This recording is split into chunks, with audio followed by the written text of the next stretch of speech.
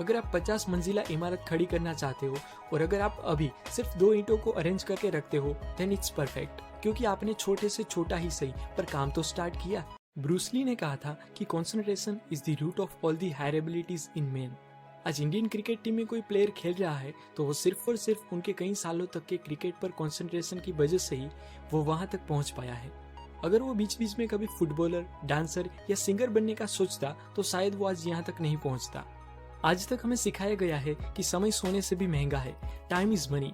Well, ये एक झूठ है। समय की कोई कीमत नहीं है, कीमत है तो सिर्फ अटेंशन की। टाइम उतना ही वैल्यूएबल होगा जितना आप उनको अटेंशन दोगे।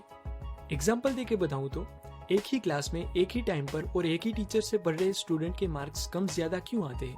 क्योंकि यहाँ पर 1 आवर के लेक्चर में टाइम तो सबने दिया, लेकिन टाइम की तो कोई कीमत है ही नहीं। कीमत है तो सिर्फ अटेंशन की। इसीलिए जिन स्टूडेंट्स ने उस टाइम में ज्यादा से ज्यादा अटेंशन दिया वो ज्यादा याद रख पाए और उनके मार्क्स भी ज्यादा आए। लेकिन जिन स्टूडेंट्स ने उस टाइम में अपना अटेंशन ख्वाबों की दुनिया में बहा दिया उनके मार्क्स कम आए। टाइम की कीमत उतनी ही है जितना आप उनको अटेंशन दो। बेहतर काम तभी हो सकता है जब वो काम करते समय हमारा 100% अटेंशन हो। यूनिवर्सिटी ऑफ शिकागो के एक रिसर्चर ने लोग कब अपना बेस्ट वर्क देते हैं वो जानने के लिए पूरी दुनिया घूमी। 20 साल की गहरी रिसर्च के बाद उन्होंने पता लगाया कि लोग अपनी अवेयरनेस और अपने अटेंशन का मैक्सिमम यूज तभी करते हैं जब वो एक अवस्था में होते हैं जिसका नाम है फ्लो। उनके मुताबिक फ्लो मतलब एक ऐसी अवस्था जिसमें लोग काम में इतना इन्वॉल्व हो जाते हैं कि उनके लिए दूसरी कोई भी चीज मैटर नहीं करती, और वो एक ऐसा शानदार एक्सपीरियंस होता है जो लोग किसी भी कीमत पे वो काम करके वो एक्सपीरियंस लेना चाहेंगे। जब भी आप फ्लो स्टेट को एक्सपीरियंस करते हो तब आप वो टास्क में कम्प्लीटली एंगेज हो जाते हो। आपको समय की परवाह नहीं रहती, सारी चीजें आसान लगने लगती है। आपके हर एक स्टेप से आपको आपके दूसरे स्टेप का विजन मिल जाता है, मतलब कि सारी चीजें बस फ्लो में लगती है। इस फ्लो स्टेट को लोग अलग अलग नाम से जानते हैं, जैसे कि साइकोलॉजिस्ट उसे पीक एक्सपीरियंस, एथलेट्स उसे इन दी जोन और जाज म्यूजिशियन उसे इन दी पॉकेट कहते हैं। 10 साल तक टॉप बिजनेस एग्जीक्यूटिव की स्टडी करने के बाद मैकिन्सी को पता चला कि फ्लो में रहने से हमारी प्रोडक्टिविटी 100-200% नहीं बल्कि 500% तक बढ़ जाती है। लेकिन इस फ्लो स्टेट को हम तभी एक्सपीरियंस कर सकते हैं जब हम काम कर रहे हो। लेकिन हमारा तो प्रॉब्लम ही यही है कि काम स्टार्ट करने का मन ही नहीं करता। प्रोकास्टिनेशन एक बहुत बड़ी समस्या है। 80 से 95% कॉलेज स्टूडेंट प्रोकास्टिनेशन करते हैं, जिससे उनका 1/3 ऑफ द डे वेस्ट हो जाता है। प्रोकास्टिनेशन और लेजीनेस, जिसे हम आलसीपन कहते हैं, वो दूर करने के 2 तरीके हैं। एक विल पावर पर डिपेंडेंट है और दूसरा विल पावर पर डिपेंडेंट नहीं है। अब विल पावर की बात करें तो विल पावर एक लिमिटेड रिसोर्स है जो डे टू डे बदलता रहता है। इस विल पावर को हम मोटिवेशन कहते हैं, लेकिन हम सब जानते हैं कि मोटिवेशन ज्यादा देर टिकता नहीं। इसीलिए प्रोकास्टिनेशन को खत्म करने की आज हम एक ऐसी टेक्निक जानेंगे जिसका विल पावर के साथ कुछ भी लेना देना नहीं है। इस टेक्निक का नाम है start doing something stupid small. हमारा ब्रेन हमेशा सेफ जोन में रहने की कोशिश करता है और यही एक रीजन है कि हम प्रोकास्टिनेशन करते हैं।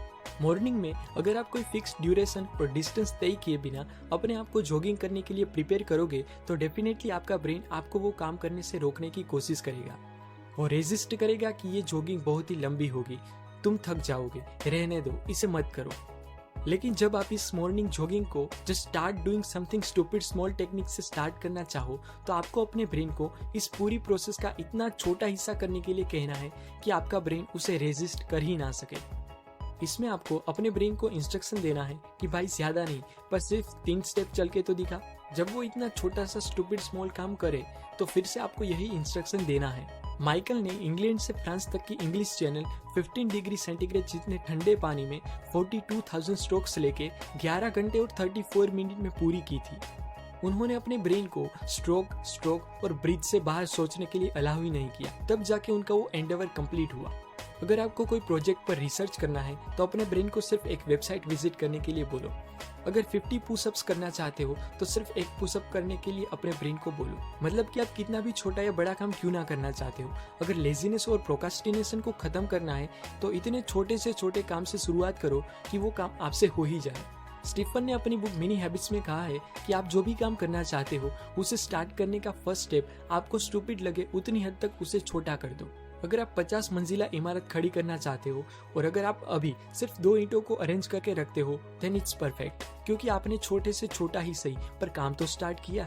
ऐसे स्टूपिड स्मॉल काम करने से एक इफेक्ट क्रिएट होता है जिसे ज़ैगर्निक इफेक्ट कहते हैं। ज़ैगर्निक इफेक्ट एक ऐसा साइकोलॉजिकल फिनोमिना है जो कहता है कि हमें अनकम्प्लीटेड टास्क ज्यादा याद रहते हैं कंपेयर टू कंप्लीटेड टास्क। इसीलिए अगर एक बार हम काम करना स्टार्ट कर दे तो उसे पूरा करने के लिए हम मजबूर हो जाते हैं। ज़ेन टू डन के ऑथर लियो बाबूता कहते हैं कि काम को इतना आसान बना दो कि आप ना कह ही ना सको। हम काम को स्टार्ट करने के लिए प्रोक्रास्टिनेट करते हैं क्योंकि हमें अंदर ही अंदर ये फील होता है कि शायद ये काम मुझसे इतने कम टाइम में कंप्लीट नहीं हो पाएगा।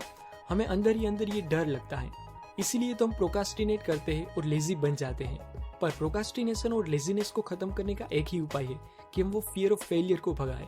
उसके लिए हमें एक उम्मीद चाहिए कि हाँ, इस काम को मैं कंप्लीट कर सकता हूँ, जो वो काम का सबसे छोटा हिस्सा यानी कि वो स्टूपिड स्मॉल टास्क कंप्लीट करने से ही आएगी। तो कुछ इस तरह से आप भी मिनी हैबिट्स और स्टूपिड स्मॉल टास्क का सहारा लेके प्रोक्रास्टिनेशन को खत्म कर सकते हो।